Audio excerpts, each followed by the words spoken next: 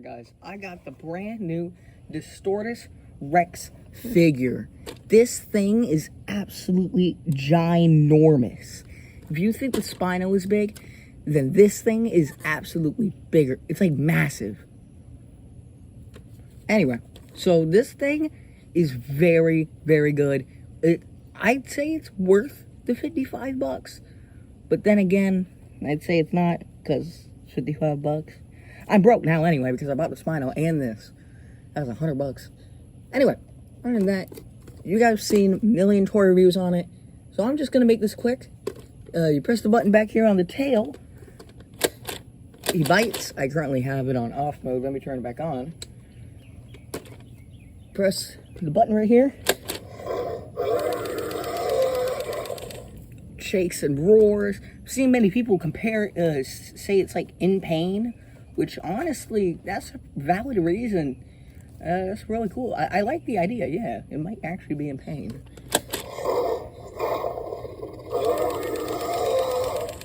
The two smaller arms over, down here, they wiggle whenever it roars. And I think there are only 3 roars on the figure, so I think that might be it. So a short beginning, it's 1. Look a roar in the second one.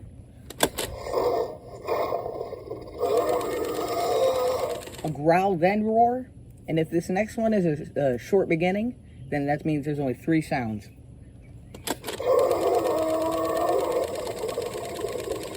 So there's 4 sounds, okay? So there's just a roar.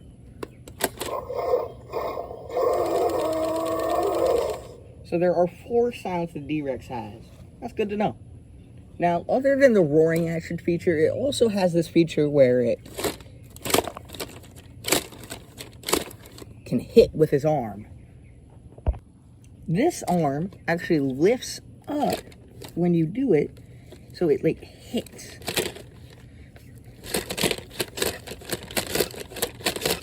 Throwing up dirt right now because the other arm is touching the ground. If you don't want that to happen, lift it up a little bit.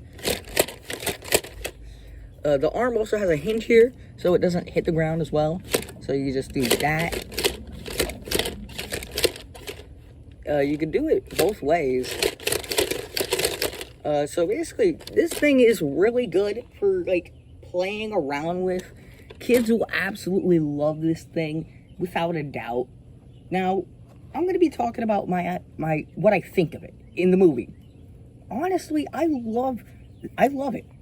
I know a bunch of people are giving it hate because it's another hybrid or whatever, but low-key, I like the hybrid ideas. They like bring variety to the movie. We've seen all these dinosaurs already. Why not just have like a scary new one? And this one brings that request to the table. People love the ultimate, what is it? Ultimate Rex? Or Ultima? I'll put a picture of it on screen. But people love that. But why don't they love this? I mean, it's not as cool looking. But still, it's still a hybrid.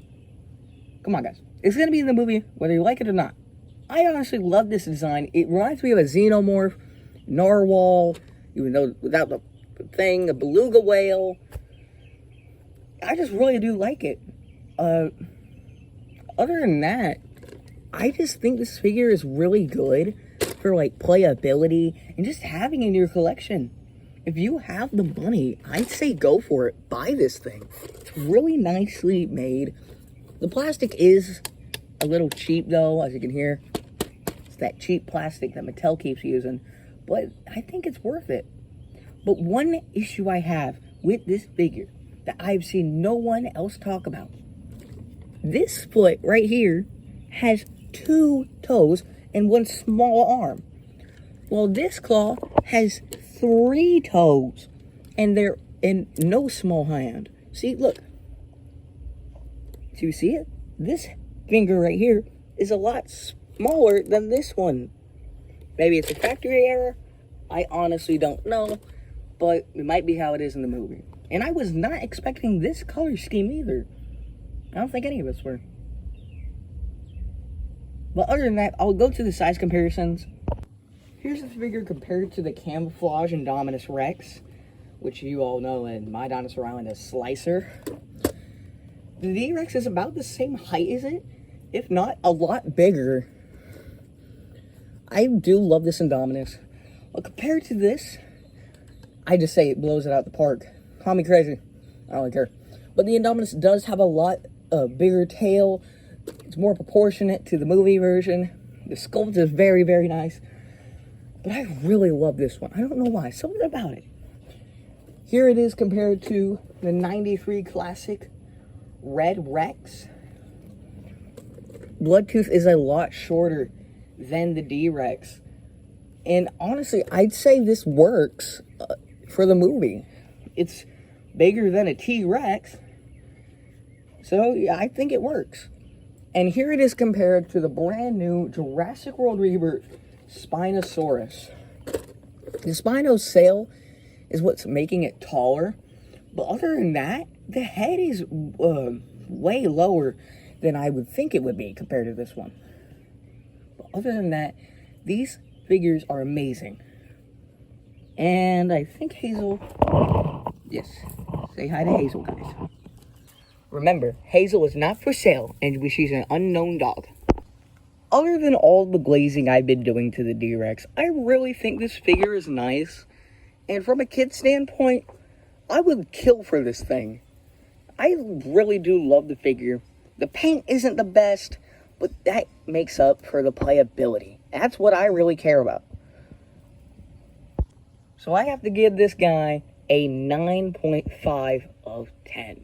It would be a 10 if the tail was a little longer and the paint went down to the tail. But, again, we don't know how it looks in the movie. But that would be my adjustments if I could make any. So, that has been today's Jurassic June episode. The D-Rex review. If you guys want me to review the Spino next for Jurassic June, let me know, and I will do it. Thank you guys so much for watching this episode of Jurassic June, and there are a lot more coming towards you. Later. I had to film outside. It's 98 degrees. Oh my god.